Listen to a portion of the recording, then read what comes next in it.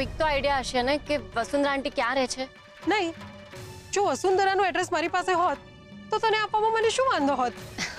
હા એ પણ છે, પણ તમે ત્રણ આટલા ગાઢ મિત્રો હતા તો ત્રણેયનો એક સાથે એક ફોટો તો હશે ને? ના, કેમ કે અમે બહુ પહેલા શિફ્ટ કરી દીધું હતું અને બધું જ અસ્તવ્યસ્ત થઈ ગયું હતું. આ તો કંઈ કામ હતું એટલે આજે હું અહીં આવી છું અને સંજોગોવશ આજે આપણે મળી ગયા. બાકી હું તો અહીંયા રહેતી પણ નથી. અચ્છા ઠીક છે, કોઈ વાંધો નહીં, ચાલો હું જાઉં. અરે એમ તો કઈ જવાય? ચાલ અંદર, તું મારી બેનપણી કુંદનની વહુ છે, ચા પાણી કરીએ આપણે સાથે. અરે ના ના આંટી, ફરી ક્યારેક. અત્યારે હું નીકળું, આપણે નેક્સ્ટ ટાઈમ બેસીશું. હા ઓકે, બાય. આવજો. બાય. તમે જુઠ્ઠું બોલી રહ્યા છો, અમે નથી માનતા. કઈ વાંધો નહીં, હમણાં વકીલ સાહેબને કહું એટલે તમને આ ઘરના હંધાઈ પેપર્સ બતાવી દેશે.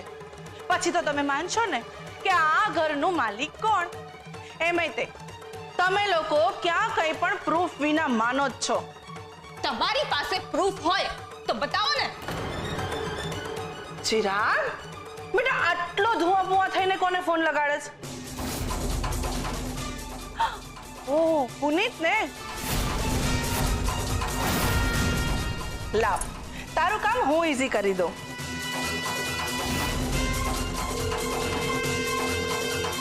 હેલો પુનીત, હા આંટી બોલો ને. મને ફક્ત એટલું જણાવ કે આ તારા મિત્રને, આ ચિરાગને જે ઘર રહેવા માટે તે આપ્યું છે, એ ઘર કોનું છે? તમારું છે. કેમ?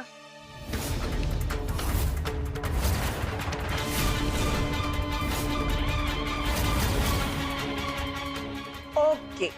આંટી શું થયું? એની પ્રોબ્લેમ? નો નો નો, કાંઈ જ પ્રોબ્લેમ નથી. ઓકે ઠીક છે, ચલો બાય. બસ થઈ ગઈ શાંતિ. આવું કેવી રીતે શક્ય બને? બની શકે ચિરાગ, બની શકે. તમે લોકો મારી નિગરાનીમાં છો અને મને તો એ ખબર છે કે તમારા લોકો પર હુમલો થયો હતો અને સરગમ બીમાર પડી ગઈ હતી. અને ધ્વનિત તે તો પેલા આયાનને બહુ માર્યો પણ ખરો, નહીં? તમને આ બધી કેવી રીતે ખબર પડી? એ જ રીતે જે રીતે મને એ ખબર પડી કે તમે લોકો જેલમાં છો. અને તમે જ વિચારો ને કે હું તમને જેલમાંથી છોડાવી પણ શકું છું, પણ તમને લોકોને તો સારામાંથી પણ ખરાબ શોધવાની આદત પડી ગઈ છે. અરે મેં તો ઇન્સ્પેક્ટરને એ પણ કહ્યું કે તમારી બાહેંધરી માંગતા હતા તો મેં તમારી બાહેંધરી આપી. મેં કહ્યું કે આ લોકો મારી નજર હેઠળ રહેશે, પણ તમે લોકો તો માન્યા જ નહીં ને.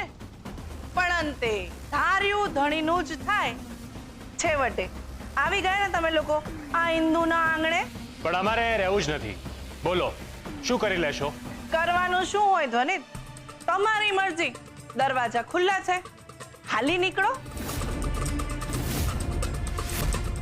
હા, પણ એટલું યાદ રાખજો કે ઘરની બહાર પગ મૂકતાની સાથે તમારા દુઃખના દરવાજા ખુલ્લા. પણ ચિરાગભાઈ, મને બહુ ભૂખ લાગી છે.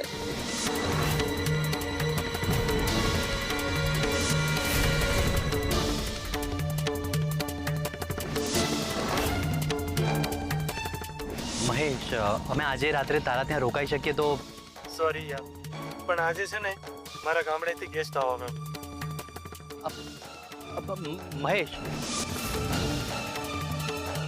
તો શું નક્કી કર્યું?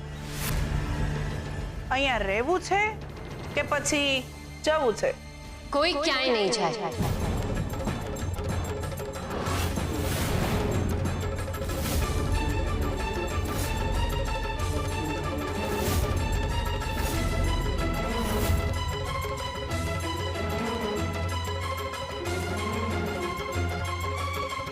સરગમ તું? કોઈ ક્યાંય નહીં જાય, બધા અહીંયા જ રહેશે ઇન્દુ આંટી. અરે પણ સરગમ મારી. ધ્વનિત, આજે કંઈ ના બોલતો. તું આજે ફરી આ વાત કરે છે બધું જાણ્યા છતાંય, પણ કેમ? હું બધાને બધી જ વાતના જવાબ આપવા જરૂરી નથી સમજતી, પણ એક વાત નક્કી છે કે બધા અહીંયા જ રહીશું.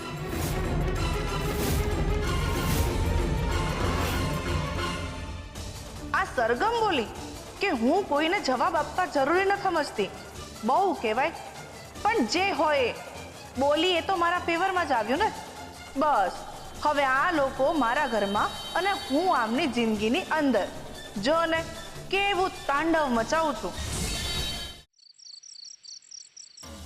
આવું કેવી રીતે બની શકે? લચ્છાબેન ત્યાં જ હતા, તું ગુમ કેવી રીતે થઈ ગયા? કોણે કર્યા હશે?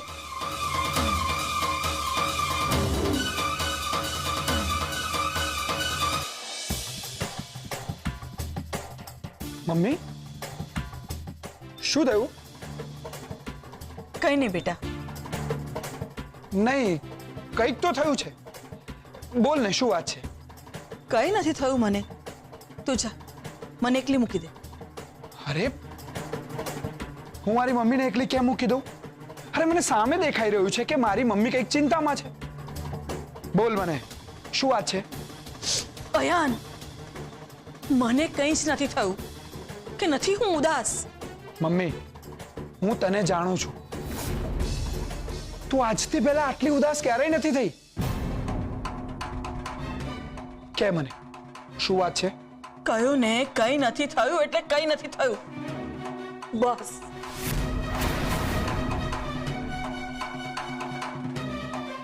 અયાન, જો તું મારી વાત માનતો હોય ને તો મને એકલી છોડી દે.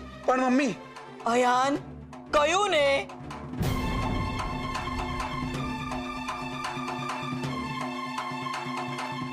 કંઈક તો છે જ, નહીતર મારી મમ્મી મારી સાથે આમ બિહેવ ન કરે.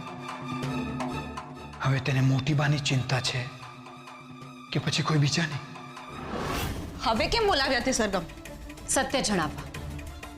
કેવું સત્ય? એ જ કે આપણે અહીંયા ઇન્દુ આંટીના ઘરમાં શા માટે રહેવું જોઈએ. તો પછી બોલ ને. અમે પણ જાણવા માંગીએ છીએ. અમે જાણવા માંગીએ છીએ કે એવું તો શું કારણ હતું કે તે અમને એવું કીધું કે દરેક સવાલના જવાબ આપવા તારા માટે જરૂરી નથી. મને પણ એ સમજાતું નથી. તું આવું શું કામ બોલી? પહેલા તો શાંત થાઓ તમે બધા. મીરા કાકી, શાંતિ કેમ રાખીએ અને શું કામ રાખીએ? આપણે કોઈના ગુલામ નથી કે નથી કોઈની કટપુતળી કે સામેવાળો જેમ નચાવીએ એમ નાચ્યા રાખીએ. આ તો સાપના દરમાં હાથ નાખવા જેવું છે. ખબર જ છે કે ડંખ મારવાનો જ છે. આ તો એવું થયું ને કે આપણને ખબર છે કે સામે ખાડો છે તો જઈને કૂદવાનું. ચિરાગભાઈ, ક્યારેક સમય આવે આપણે આવું પણ કરવું પડતું હોય છે. અને ખાડો ખાડો નહીં, પણ આપણા સંતાવાની કે હિત માટેની જગ્યા હોય તો. હું નથી માનતો. હું પણ દર વખતે કોઈ સામે નમી જઈએ એ આપણામાં નથી આવતું. પણ પરિયામાં નંબરની વાત ક્યાં આવી? એવું જ છે કાકી, તો પછી બીજું શું છે? તમે બધા શાંત થઈ જાઓ અને સૌથી પહેલા તો મારા શબ્દો માટે મને માફી આપી દો. કારણ કે જો તમારા લોકોના મનમાં ગુસ્સો હશે ને તો ના મારી વાતને સાંભળી શકશો ના સમજી શકશો. અને આમાં ઝૂકવા કે ઝૂકવાની કોઈ વાત જ નથી ચિરાગભાઈ. તો પછી બોલ ને, તારી વાતનો સાર શું છે? દૂરથી ડુંગર રળિયામણા હોય છે, પણ જો એને પારખવા હોય ને તો એની નજીક જવું પડે.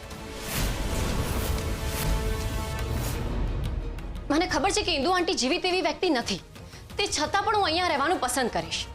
કારણ કે જો દુશ્મનને ઓળખવું હોય ને તો એની આસપાસ રહીને જ એને ઓળખી શકાય છે. હું જાણું છું કે અત્યારે સિંહના પિંજરામાં બકરીનું બચ્ચું આવી ગયું હોય ને એવી રીતે આપણે લોકોએ ડરી ડરીને રહેવું પડે છે. પણ તેમ છતાંય આપણે આ કરવું પડશે. સરગમની વાત સાચી છે. હા, ઘરથી દૂર જંગલમાં કોઈ માણસ રહેતું હોય, બધા ઝાડને છોડીને એક ઝાડને પાણી પાય, તેની પાછળનું કારણ શું છે એ જાણવું જરૂરી છે. બરાબર છે. આપણે ઇન્દુ આંટીના સ્વાર્થના કાદવમાં કૂદવું જ પડશે એ જાણવા માટે કે ઇન્દુ આંટી ઈચ્છે છે શું. ઇન્દુ આંટી આપણને જામીન શું કામ અપાવ્યા, અને એ પછી એ દરેક જગ્યાએ આપણી સામે આવીને શું કામ ઊભા રહી જાય છે. આ બધું જાણવા માટે આપણે એમની નજીક તો રહેવું જ પડશે.